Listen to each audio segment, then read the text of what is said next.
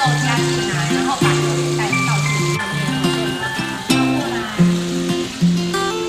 对，把锅子里面的香味不要浪费。好，这个蒜头倒回来，让它炖。再来，它还会加 butter 进去，让它乳化哦。所以你可以想象这个汤汁会有一点红酒醋。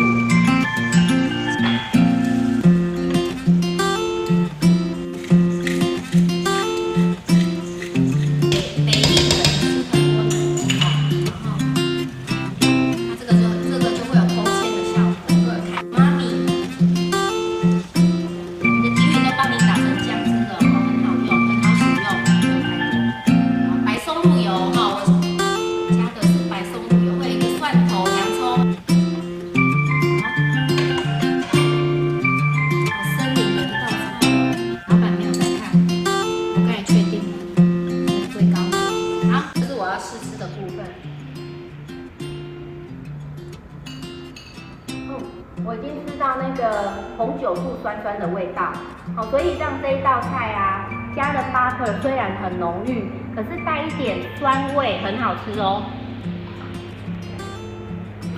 butter 的浓，鸡肉的鸡皮的香，搭配着最后加的红酒醋的酸，是一道味道非常丰富的一道猎人炖鸡。好，那我们把松露片放在鸡肉上，我来吃一下。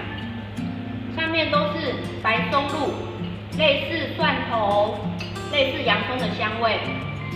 我现在要吃的是松露片，让松露的存在感再 double。